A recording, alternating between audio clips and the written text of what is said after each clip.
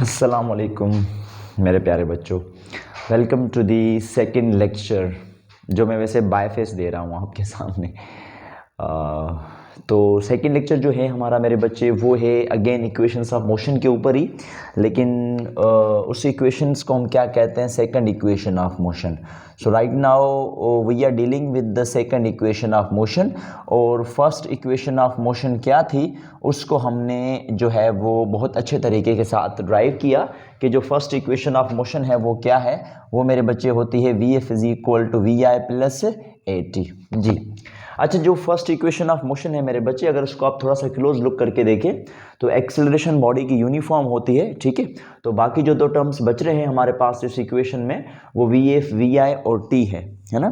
तो V F और we आई तो हमारे पास वेलोसिटीज हैं और टाइम टी मतलब टाइम है हमारे पास। तो इस फर्स्ट इक्वेशन को हम क्या कहते हैं, इसको हम कहते हैं वेलोसिटी टाइम रिलेशन। क्या कहते हैं मेरे बच्चे में इसको, वेलोसिटी टाइम रिलेशन, ठीक है। इसको वेलोसिटी टाइम रिलेशन कहा जाता है क्योंकि एक्सेलरेशन यूनिफॉर्म है। तो actually there is a relation between velocity and time. तो वेलोसिटी और टाइम का यहां से हम रिलेशन फाइंड कर सकते हैं। सेकंड इक्वेशन ऑफ मोशन के थ्रू हम जा रहे हैं। Second equation of motion derive करने के लिए let me give you idea about the average velocity और average speed of the particle, है ना। एवरेज वेलोसिटी और एवरेज स्पीड का मतलब क्या होता है मेरे बच्चे। अच्छा, एवरेज वर्ड हम क्यों इस्तेमाल करते हैं, सबसे पहले तो मैं आपको ये जो है वो कंडीशंस के ऊपर डिस्कस करना चाहूँगा। एवरेज वर्ड इसलिए हम इस्तेमाल करते हैं जिस वैल्यू की हमें एग्जैक्ट कोई कैलकुलेशन नहीं पता होती, तब हम एवरेज वैल्यू के थ्रू जाते हैं, है ना। क्लास 9th और मैट्रिक के जब फिजिक्स के प्रैक्टिकल्स किए जाते हैं तो आपके जो इंस्ट्रक्टर्स हैं, फिजिक्स के इंस्ट्रक्टर्स, वो आपको कहते हैं कि भाई आपने कम से कम 3 रीडिंग्स निकालनी उन तजुर्बात की। तो वो 3 रीडिंग्स क्यों कहता है कि आखिर में फिर उनकी एवरेज निकाल दें कि अगर कोई गलती है तो वो ख़त्म हो जाएगी, जिसको हम एरर कहते हैं, है ना। रैंडम एरर को हम इसी तरीके के साथ रिड्यूस कर सकते हैं। तो ऐसा ही कोई आइडिया हम यहाँ पर भी इस्तेमाल करने वाले हैं बच्चे। यानी कि हम किसी एक पर्टिकुलर वेलोसिटी की बात नहीं करेंगे, हम एवरेज वेलोसिटी की बात करेंगे ना। तो हमने क्या कहा, हमने कहा कि भाई हमारे पास ये एक कार है, ठीक है। तो ये कार जा रही है सर्टेन स्पीड के साथ जिसकी स्पीड वी आई है। After some duration of time इस कार की जो स्पीड है मेरे बच्चे वो चेंज हो गई, किसमें, वी एफ में चेंज हो गई। और यहाँ पर इसको जो टाइम टेकन लगा उसको हमने क्या कहा, उसको हमने कहा टी के बराबर।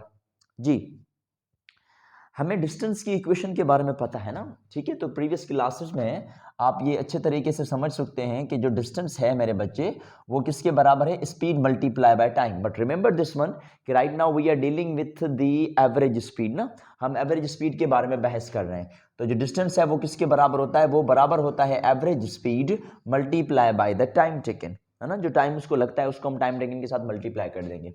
अब एवरेज हम कैसे निकालेंगे, दो वैल्यूज की, ये दो वैल्यूज हैं, इनकी एवरेज निकालनी चाहिए। तो मेरे बच्चे जो एवरेज वैल्यू होती है किसी भी दो वैल्यूज की वो किसके बराबर होती है, दोनों की एडिशन और डिवाइडेड बाय 2। हम क्या करते हैं, उसको 2 के साथ डिवाइड कर देते हैं, यानी कि जो दो सर्टेन वैल्यूज हों उनको ऐड करके आप 2 के साथ डिवाइड कर देंगे। अगर 3 वैल्यूज हैं तो 3 को ऐड करके 3 के साथ डिवाइड कर देना है। अगर 4 वैल्यूज हैं तो 4 वैल्यूज को ऐड करके डिवाइडेड बाय 4 किया जाता है हमारे पास। So it is Vi plus Vf divided by the 2. So the distance is represented as S is equal to average speed की जगह पर हम क्या पुट करेंगे, Vi plus Vf divided by 2 and the whole equation is multiply with the t, क्योंकि हमने यहाँ पर एवरेज स्पीड को मल्टीप्लाई करना था किसके साथ, टाइम के साथ। जी मेरे बच्चे, हमें पता है कि जो Vf है वो किसके बराबर है, वो बराबर है Vi plus A into T के। तो S किसके बराबर हो जाएगा, Vi को आप एज इट इज पुट कर दें प्लस Vf की जगह पर हम क्या रखेंगे, Vi प्लस ए टी।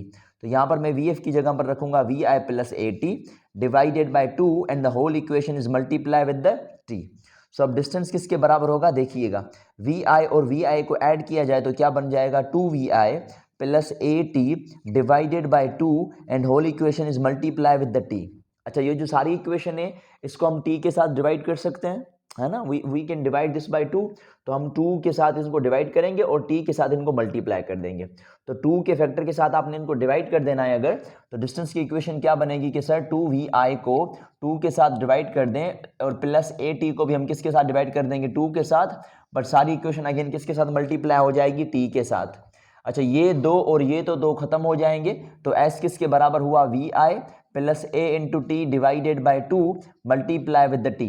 अच्छा, अब t को इस पूरी ब्रैकेट के साथ मल्टीप्लाई कर दें तो s is equal to vi को t के साथ मल्टीप्लाई कर दें तो it is vi t plus 2 को बाहर निकालें तो इट इज 1/2, एक्सेलरेशन सेम मिलेगा और t को किया जाए तो t स्क्वायर। मेरे बच्चे, जब कोई डिनोमिनेटर में चीज बाहर निकलती है ना तो उसके न्यूमरेटर में 1 आ जाता है, ठीक है। तो अगर इस 2 को बाहर की तरफ निकालना जाए तो उसके न्यूमरेटर में 1 आ जाएगा, it is 1/2 at square. This is named as the second equation of motion.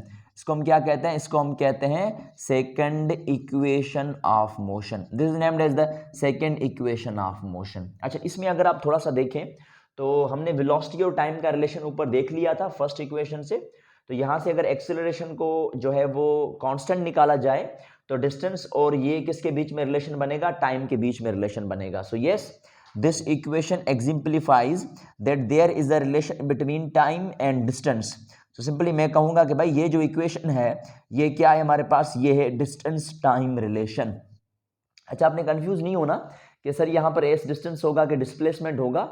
वो इस वजह से मेरे बच्चे क्योंकि हम लीनियर मोशन के बारे में पढ़ रहे हैं ना, जो स्ट्रेट पाथ में होने चाहिए। तो अगर मोशन स्ट्रेट पाथ में होंगे तो बड़ा सिंपल सा मेथड है कि आप डिस्टेंस की जगह पर डिस्प्लेसमेंट का टर्म या डिस्प्लेसमेंट की जगह पर डिस्टेंस का टर्म यूज कर सकते हैं, क्योंकि इन लीनियर मोशन में जो पार्टिकल डिस्टेंस कवर करती है वही उसका क्या कहलवाता है? डिस्प्लेसमेंट कहलवाता है। तो this equation is named as the distance time relation.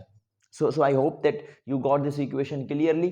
इंशाल्लाह आपसे थर्ड लेक्चर में मुलाकात होती है over the third equation of motion. तब तक के लिए अपना ख्याल रखें और अल्लाह हाफिज।